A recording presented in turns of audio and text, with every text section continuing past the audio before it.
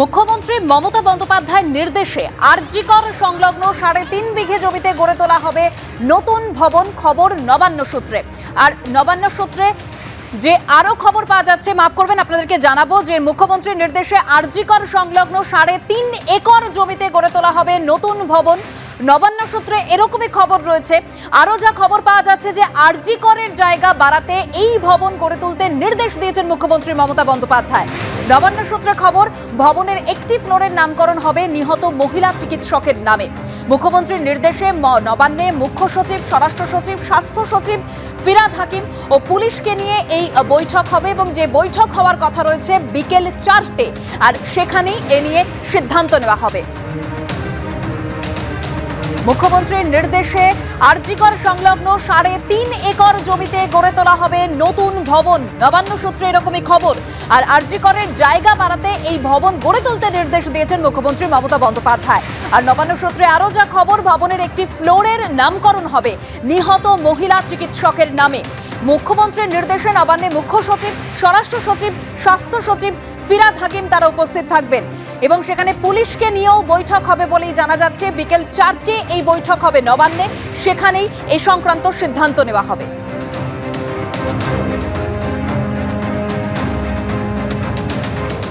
আরজিকর হাসপাতালে on duty মহিলা চিকিৎসক খুনের ঘটনায় সিবিআই তদন্তেও আপত্তি নেই। এবিপি আনন্দের সিনিয়র ভাইস প্রেসিডেন্ট সুমন দেকে জানালেন মুখ্যমন্ত্রী মমতা বন্দ্যোপাধ্যায়। দিদি, আপনার কাছে প্রথম যেটা জানতে চাইবো, আরজিকরে যে নারকীয় ঘটনা ঘটেছে, একজন 31 বছরের চিকিৎসকের খুনের ঘটনা, শোনা যাচ্ছে পুলিশ একজনকে গ্রেফতার করেছে। এখনো পর্যন্ত পুলিশ কি ঘটনার কিনারা করতে পেরেছে? কোনো ব্রেক থ্রু হয়েছে? আমি প্রথমেই বলি, মৃত্যুটা খুবই অমানবিক, নক্কারজনক, নৃশংস এবং সত্যি আমার মনে হচ্ছে আমার পরিবারের কেউ হারিয়ে গেছে। এই ধরনের ঘটনাকে আমরা কখনোই সমর্থন করতে পারি না এবং সেক্ষেত্রে জুনিয়র ডাক্তাররা যে ক্ষোভ দেখাচ্ছেন সেই ক্ষোভ সঙ্গত বলে আমি মনে করি। এর মধ্যে কোনো অস্বাভাবিকতা কিছু নেই। তারা যে ডিমান্ডগুলো করছে প্রত্যেকটা ডিমান্ডের সাথে আমি একমত। তারা যা ডিমান্ড কালকে পর্যন্ত করেছিলেন প্রত্যেকটা পুলিশ কিন্তু মেনে নিয়েছেন। আমি যেটা বলতে চাই সেটা হচ্ছে, কালকে আমি ঝাড়গ্রামে ছিলাম এবং আমি আস্তে আস্তে রাস্তায় খবর রাখছিলাম এবং আমি তার বাবা মার সাথেও কথা বলেছি। এখন যেটা আমি প্রশাসনকে নির্দেশ দিয়েছি সেটা হচ্ছে ফাস্ট ট্র্যাক কোর্টে কেসটা নিয়ে এসে একেবারে দরকার হলে ফাঁসির আবেদন জানানো হোক। যে কালপিট এই ঘটনা করেছে তার কোনো ক্ষমা নেই এবং তাদের বিরুদ্ধে একজনকে তো অলরেডি গ্রেফতার করেছে এবং কেসটা ব্রেক থ্রু নিশ্চয়ই হয়েছে, নিশ্চয়ই হয়েছে বলেই মনে করি। এবং আরো কিছু পুলিশের তরফে একটার সময় দিদি একটা সাংবাদিক সম্মেলন ডাকা হয়েছে বিস্তারিত সাংবাদিকদের মানুষের সামনে রাখার জন্য। আমি দিদি একটা শুধু আপনাকে অনুরোধ করব, সেটা হচ্ছে নামটা যদি আপনি না নেন, যেহেতু ধর্ষণ এবং খুনের ঘটনা, নামটা আমরা সম্প্রচার করতে পারি না খুব দুর্ভাগ্যবশত। দিদি, এইখানে আপনি বললেন যে জুনিয়র ডাক্তারদের যে দাবি সেটা অত্যন্ত সঙ্গত এবং সরকার প্রত্যেকটি দাবির সঙ্গে সহমত।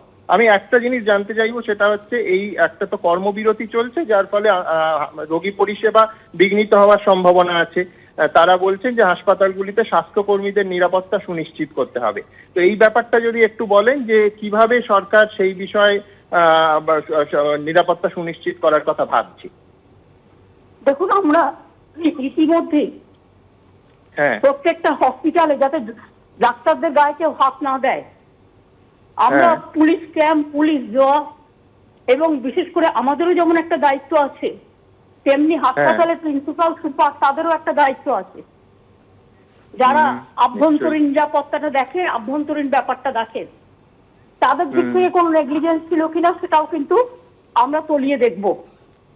এবং আমি পরিষ্কার বলতে চাই যে আমি আবেদন করব ছাত্র সমাজের কাছে, তারা যদি মনে করে এই কেসে তাদের পশ্চিমবঙ্গ সরকারের প্রতি আস্থা নেই, তারা যে কোনো এজেন্সির কাছে যেতে পারে, আমাদের কোনো আপত্তি নেই। কারণ আমরা চাই এই কেসটার সঠিক বিচার হোক এবং আমি অলরেডি বলেছি ফাস্ট ট্র্যাক কোর্টে উইদিন 3-4 ডেজ মামলা করে মানে দোষীদের পেশ করে এবং দরকার হলে শাস্তির দাবি জানাতে হবে, যাতে এই ধরনের ঘটনা আচ্ছা। কেউ করতে সাহস না পায়।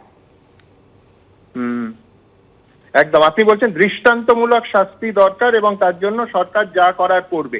আপনি খুব বড় একটা কথা বললেন যে কেউ যদি মনে করে যে এজেন্সি, মানে কেউ ধরুন সিবিআই তদন্তের দাবি করলেন, তাহলে আপনার সরকার সিবিআই তদন্তের দাবি মেনে নেবে এক্ষেত্রে? আমাদের কোনো আচ্ছা। আপত্তি নেই। আমি বলছি এই কারণে যে আমাদের তো হ্যাঁ। কোনো কিছু লুকোনোর নেই। তার কারণ হচ্ছে আমরা হ্যাঁ। চাই ঘটনাটা সঠিক তদন্ত হোক। পুলিশ অলরেডি তদন্ত করছে সম্পূর্ণভাবে। মানে সিপিকাল সারাক্ষণ হসপিটালে ছিলেন এবং রাত 2টা পর্যন্ত আমার সাথে কন্ট্যাক্টে ছিলেন। আর আচ্ছা। সকালেও তাদের সাথে আমার কথা হয়েছে এবং আমি পরিষ্কার বলে আচ্ছা। দিচ্ছি, যেই হোক হ্যাঁ।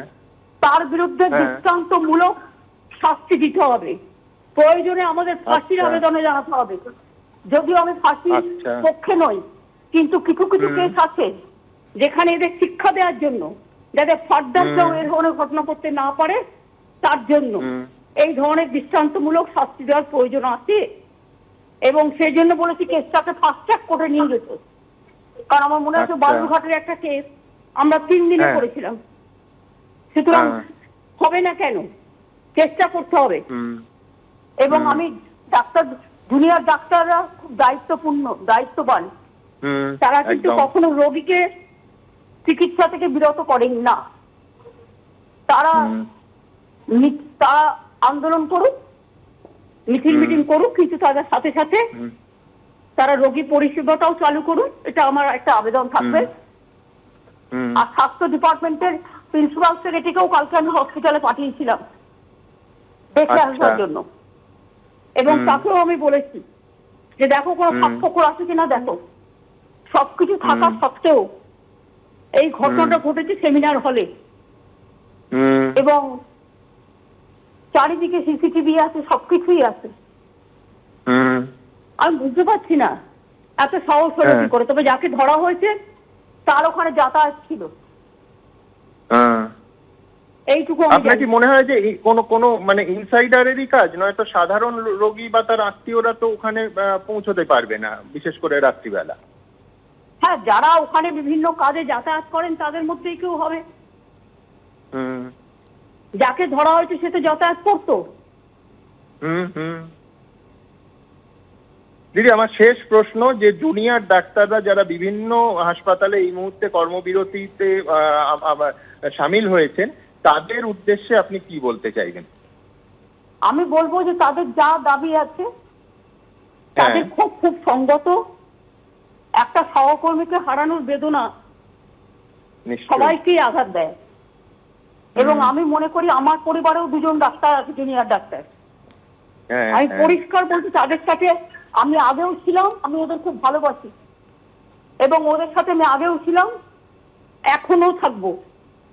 ওদের যে কোনো ডিমান্ড যা ওদের স্বার্থে মানে কার্যকরী হবে তার সাথে আমরা একমত, কোনো অসুবিধা নেই। দরকার হলে আমি প্রিন্সিপাল সেক্রেটারিকে আবার পাঠাতে পারি হাসপাতালে, সিপিকে আমি আবার পাঠাতে পারি। তবে আরজি কোডটা একটু বাড়াতে হবে স্পেসটা। আমরা চেষ্টা করছি, ওখানে একটা জায়গা আছে, ওই ট্রাম ডিপো ছিল আগে, এখন তো ট্রাম ওখানে চলে না। বলে ওই জায়গাটা যদি আরজি কোডে কোনো মতো দেয়া যায় তাহলে ওদের একটা বিল্ডিং আর একটা হতে পারে এবং সেখানে স্পেসটা একটু বাড়তে পারে, সুযোগ আছে। একদম। আর সেটা আমরা চেষ্টা করছি, কারণ ওটা খুবই কনজেস্টেড এরিয়া। দিদি, অনেক ধন্যবাদ আপনাকে।